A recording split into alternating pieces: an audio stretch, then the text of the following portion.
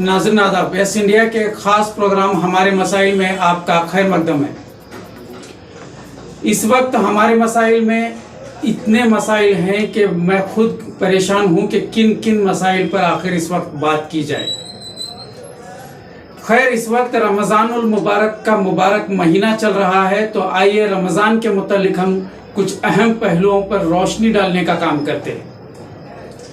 पिछले 2 सालों से रमज़ान के इस मुबारक महीने और इसकी ख़ास इबादत से हम महरूम रहे हैं। कोरोना वबा के चलते मसाजिद पर ताले पड़े हुए थे।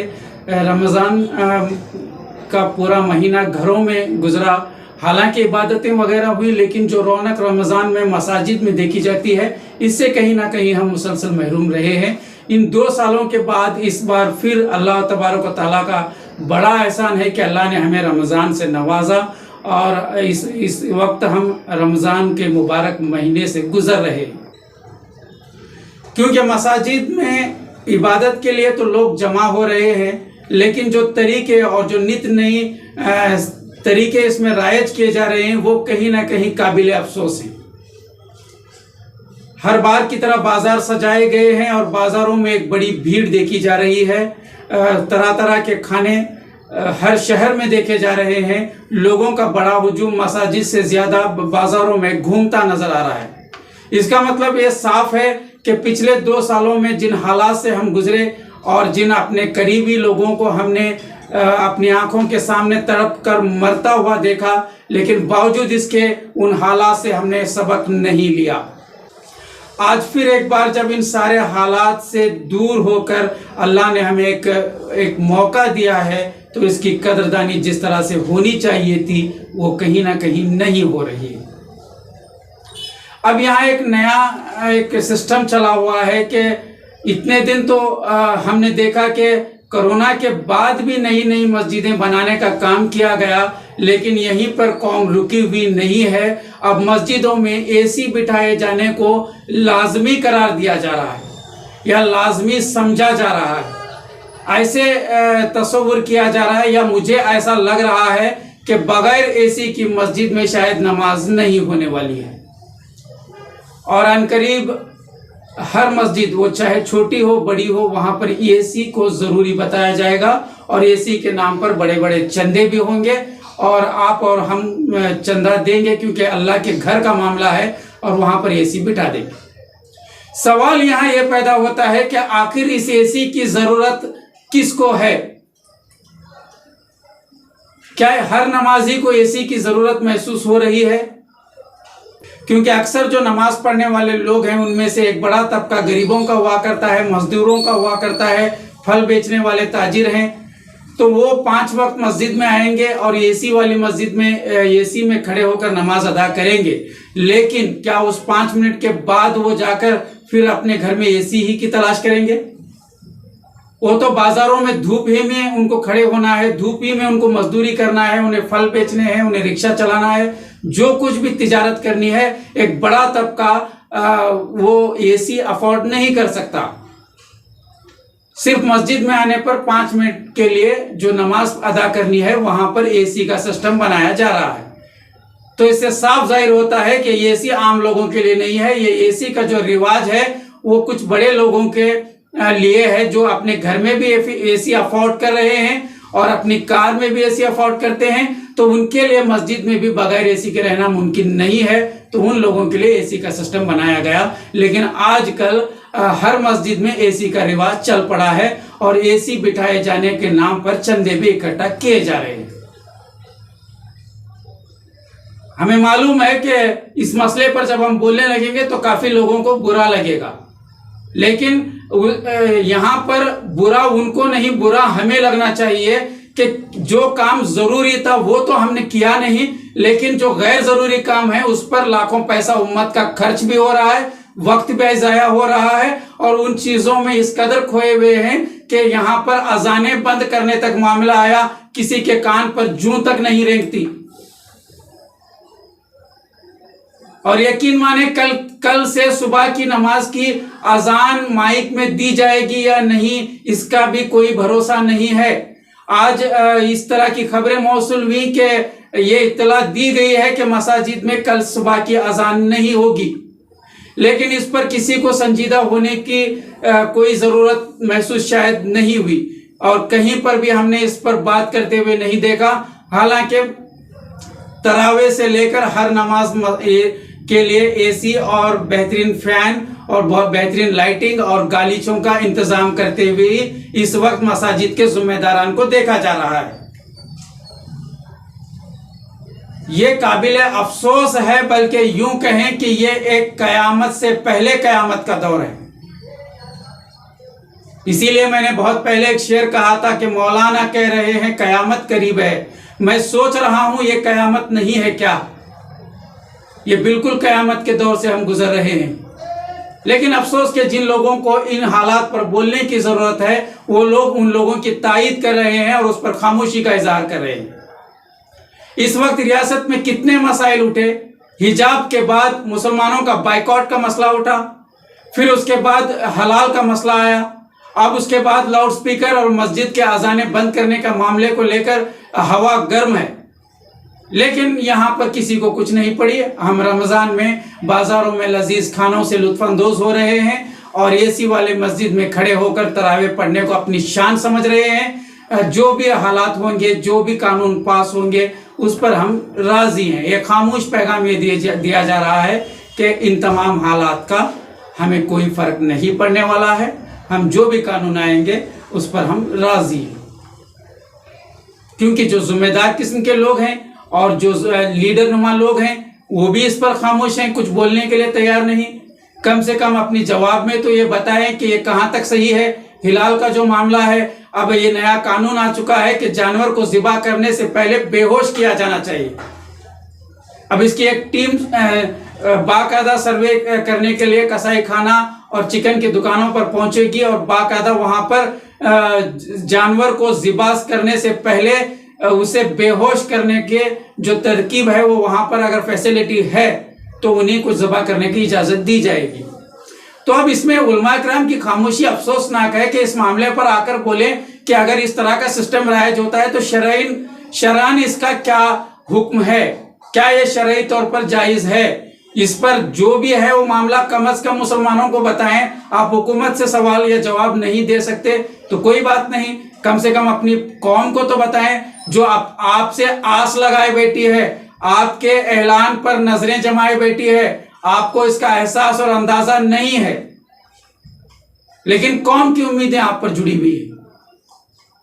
अब पिछले जुमा एक मस्जिद में जाना हुआ और नमाज के लिए ताखिर से मेरा पहुंचना हुआ, तो मेरे दोस्त और अहबाब के साथ जब मैं मस्जिद पहुंचा तो मैं हैरान था कि अब कल तक तो हम मस्जिदों के नाम पर बटे हुए थे कि फला मस्जिद उनकी है वो वही मसलक वाले जाएंगे, फला मस्जिद इनकी है यही मसलक वाले जाएंगे। और अब मसलकों में छोटे छोटे फिरके हो गए हैं, तो वहाँ डिवाइड हम देख रहे हैं, वहाँ पर एक तकसीम हम देख रहे हैं कि वहाँ अब मस्जिदों के नाम पर बटे हुए हैं लोग। तो कल तक मस्जिदों के नाम पर बटे हुए थे और अब मस्जिद में दो शोबे हम देख रहे हैं। जहां पर एसी वाली मस्जिदें हैं वहां पर ग्लास फिटिंग किया गया है और वो ग्लास के अंदर एक जुमरा है और ग्लास के बाहर खड़े होने वाले जो मस्जिद का सहन वाला इलाका हुआ करता है वहां भी कुछ लोग खड़े हैं। तो इससे साफ जाहिर होता है कि आज हमारी मस्जिदें, कल तक हम मस्जिदों में बटे थे, आज मस्जिदों में दो हिस्से हो गए। इकबाल ने कहा था कि एक ही सफ में खड़े हो गए महमूद व अयाज, ना कोई बंदा रहा ना कोई बंदा नवाज। लेकिन अल्लामा इकबाल का ये शेर आज कहीं ना कहीं गलत है, क्योंकि आज एक ही सफ में महमूद और अयाज खड़े नहीं हो सकते। एसी में खड़े होने वाला तबका अलग है और बाहर ग्लास के जो सहन में खड़े होने वाला तबका अलग है।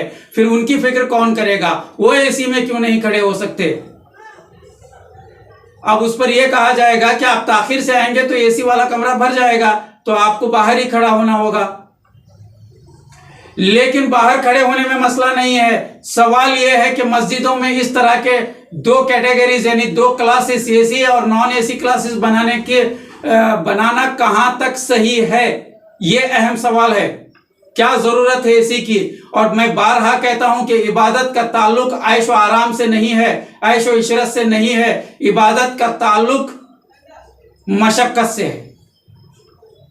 जितने औलिया इकराम गुजरे उनके मज़ारें पहाड़ों पर मिलती हैं, किसी एसी वाले और किसी बादशाहों के महलों में नहीं मिलते। तो इससे साफ जाहिर होता है कि इबादत का ताल्लुक मशक्कत से है। हम अल्लाह के घर पहुंचकर 5 मिनट इबादत करने के लिए, 5 मिनट की नमाज है या 10 मिनट कहें, तो 10 मिनट के लिए भी हम थोड़ी बहुत कुर्बानी और गर्मी को बर्दाश्त नहीं कर सकते।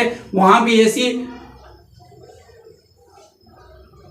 अब इस पर दलीलें ये दी जाती हैं कि हज बैतुल्लाह में एसी है, होगा, तो हम उसको भी कहां सही करार दे रहे हैं। मामला तो शुरू ही वहां से हुआ। अब एक जमाना था जब हाजी हज के लिए जाते थे तो सारा गांव उनके पीछे जाता था, और हाजी जब वापस आते थे, जब हम मुलाकात करते थे हाजी से, तो उस वक्त हाजी जो कैफियत बयान करते थे और रोते थे कि काबे पर पहली नजर पड़ते ही जो कैफियत हुई, अल्लाह के नबी के दर की जियारत के वक्त उन्हें क्या महसूस हुआ, वो बयान करते हुए रो पड़ते थे। वो सुनकर हम रो पड़ते थे। मुझे अच्छा याद है, अपने बचपन में हमने ये देखा है।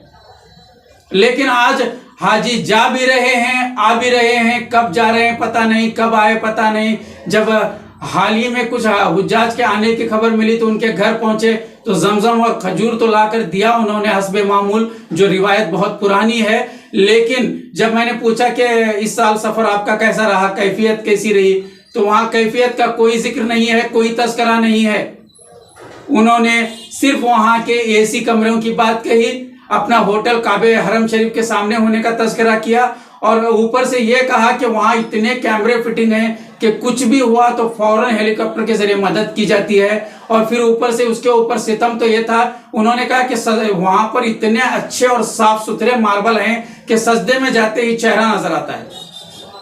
अफसोस का मकाम है कि हम सजदे में चेहरा देखने के लिए नहीं गए थे, वहां के अल्लाह से कुर्ब हासिल करने और नबी के दर की जियारत करके नबी के जो आशिक रसूल होने का दावा करते हैं, उस इश्क का इजहार करके वहां से कुछ दिल में नूर भरकर आने की कोशिश के लिए हम हज जाते हैं। लेकिन आज टेक्नोलॉजी ने इस कदर गुमराह कर दिया कि हम हज भी जाते हैं तो वहां के टेक्निकल चीजों के हम शायकीन बनकर वापस लौटते हैं, उसी की तारीफ को और गुन गाते हुए वापस आ जाते हैं। लेकिन कोई काबतुल्लाह की पहली नजर पड़ते ही क्या कैफियत रही और अल्लाह के दर की जियारत पर क्या कैफियत रही, इसका तस्करा बहुत कम लोगों की जबान से सुनने को मिलता है।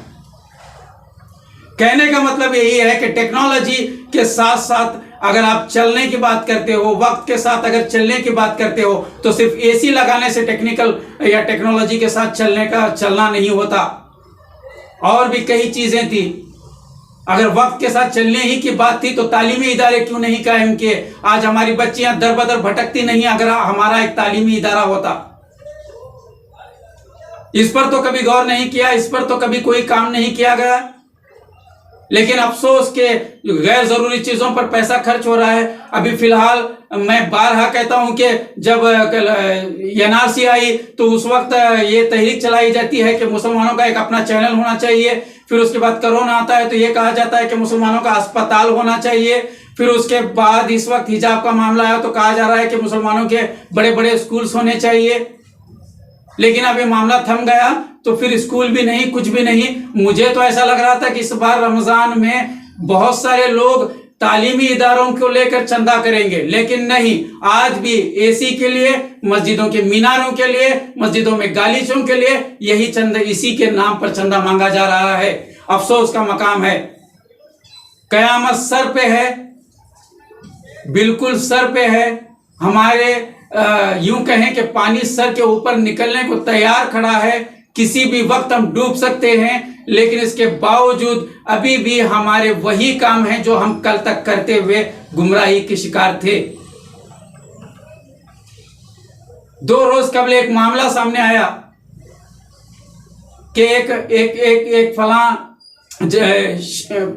घर की एक बच्ची जिसके शोहर का इंतकाल हो गया, लेकिन इंतकाल के बाद वो अपने बच्चों को लेकर अच्छे खासे घराने की थी, लेकिन जब शोहर का इंतकाल हो गया तो बीवी मजबूरन दूसरों के घर में बर्तन साफ करने के लिए उसे जाना पड़ रहा है। छोटे बच्चों की फीस अफोर्ड नहीं करने की वजह से उनके बच्चों को स्कूल से निकाल दिया गया है। अब घर में ही बच्चे हैं, वो बच्चों का पेट भरने तक के लिए मजबूर होकर काम के लिए जा रही है, लेकिन इन 3 सालों में किसी भी इतने इदारे चल रहे हैं, इतनी ज़कातें अदा हो रही हैं, उस लड़की के घर तक ज़कात नहीं पहुंची, क्योंकि हमारे पास एक रेडीमेड फॉर्मेट है, एक रेडीमेड लिस्ट है। हर साल वही अपडेट तो नहीं होता, सर्वे नहीं किया जाता।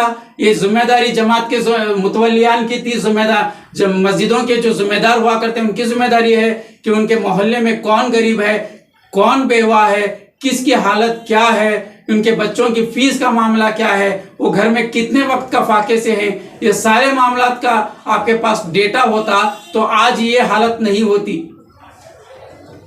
तो इन बच्चियों को कोई पूछने के वाला नहीं है, यहाँ ज़कात नहीं जा रही है, लेकिन ज़कात का पैसा हम सिर्फ अल्लाह के घर के नाम पर, अफसोस का मकाम है कि अल्लाह के घर के नाम पर हम कहीं ना कहीं बहुत ज्यादा एक गलत मैसेज दे रहे हैं। अल्लाह के घर हमारे और तुम्हारा मोहताज नहीं है, और अल्लाह के घर में एसी लगाना जरूरी भी नहीं है। साफ सुथरा एक कमरा हो तो वो अल्लाह का घर बन जाता है, जहां नमाज हम पढ़ सकते हैं। और ऐसी ही मस्जिदें थी और ऐसी ही मस्जिदों से औलिया पैदा हुए और कई दीनदार कौम पैदा हुई, कई दीनदार बच्चे जो आला मकाम पर पहुंचे, वो ऐसी चटाई पर नमाज अदा करके पहुंचे। इन गालीचों पर नमाज अदा करने वालों को तो हमने कहीं आला ओहदे पर नहीं देखा और कभी वली बनते हुए भी नहीं देखा।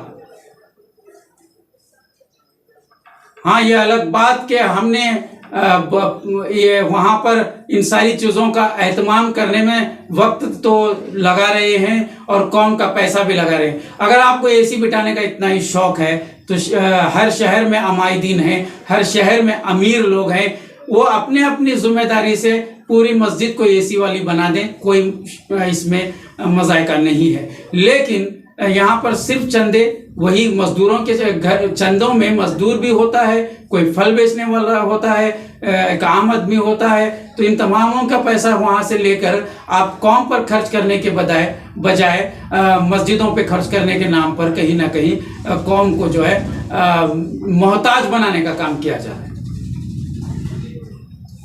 जितना बोला जाए उतना कम है, लेकिन इसको आप पॉजिटिव वे में सोचने की आदी बनाएं अपने आप को। सवाल ये होता है कि आप इन पर उंगली उठा रहे हैं, उन पर उंगली उठा रहे हैं, आप चैनल पे बैठ के ये बोल रहे हैं हमारा काम ही बोलना है, हम बोलेंगे। आपको सही लगता है, गलत लगता है, आपकी मर्जी, लेकिन हमारा काम बोलना है, हम बोलते रहेंगे। इस पर अमल कितना होता है वो आप हैं, लेकिन हमारी जिम्मेदारी है, क्योंकि हमें भी तो जो अपनी जिम्मेदारी है उसे पूरी करनी है। लेकिन आप अपनी जिम्मेदारियों को किस हद तक निभा रहे हैं ये सोचना आपका काम है। और आखिर में एक अहम बात पर मैं अपनी बात खत्म करूं आज के हमारे मसाइल में कि अक्सर ये शिकायतें मौसूल हो रही हैं कि मसाजिद में, अब एसी वाली मसाजिद के खास कर ये शिकायत है, लेकिन आमतौर पर हर मस्जिदों से ये देखा जा रहा है कि बच्चों को मस्जिदों में ठहरने नहीं दिया जा रहा, बच्चों को सहन में लाकर छोड़ दिया जाता है, सफ़ों से हटा दिया जाता है, उन्हें डांटा जाता है, पीटा जा रहा है। ये अमल तो इस्लामी अमल हो नहीं सकता, और ऐसा करना कहां तक सही है ये उलमा से राब्ता करें आप इस मामले में। अल्लाह के नबी सजदा करते थे, इमाम हसन और हुसैन जब आप सल्लल्लाहु अलैहि वसल्लम की पीठ पर बैठ जाते थे तो अल्लाह के नबी सजदे को लंबा करते थे। जब तक ये नवासे उतर नहीं जाते तब तक सजदा लंबा करते थे, लेकिन कभी अपने नवासों को डांटते हुए कोई हदीस नहीं मिलने वाली। तो फिर ये इस बात को क्यों भुलाया जा रहा है? क्यों आज बच्चों को वहां से डांट कर, उन्हें डरा कर हटाया जा रहा है? अगर ये बच्चे डर कर आपके डांटने और पीटने के खौफ से मस्जिद आना छोड़ देंगे तो इसका जिम्मेदार कौन है? ये कौम का मुस्तकबिल है। आज शुक्र करें कि ये बच्चे मस्जिदों के करीब हैं। आने वाले दिन ये भी दिन देखने के लिए अल्लाह ना करे ऐसा हो, तो इस पर भी गौर करने की जरूरत है कि बच्चों को डराया, धमकाया या उन्हें मारपीट करना बंद करें। मस्जिदों में सफ़ों में खड़े होते हैं तो खड़ा होने दें। ये हमारे कौम का मुस्तकबिल है। आज इनकी सही तरबियत होगी तो कल यही कौम को लेकर चलने वाले बनेंगे और यही जिम्मेदार बनने वाले हैं। वरना इस तरह की अगर जहनीत रही तो कहीं ना कहीं ये बच्चे मस्जिद आना छोड़ सकते हैं। ये एक अहम मसला है, इस पर गौर करने की ज़रूरत है। खैर नाजरीन, मसाइल तो बहुत हैं। इंशाल्लाह अगले एपिसोड में हमारे मसाइल में हम मजीद इस पर बात करेंगे और भी दीगर मसाइल पर रोशनी डालने का काम करेंगे। आज जितनी भी बातें हमने कही हैं, उम्मीद है इस पर आप भी इत्तेफाक करेंगे। और आप क्या सोच रहे हैं, कमेंट बॉक्स में जाकर कमेंट के जरिए हमें ज़रूर इत्तला करें ताकि हमारी भी इस्लाह हो सके। तो आज के लिए इतना ही। देखते रहें यस इंडिया।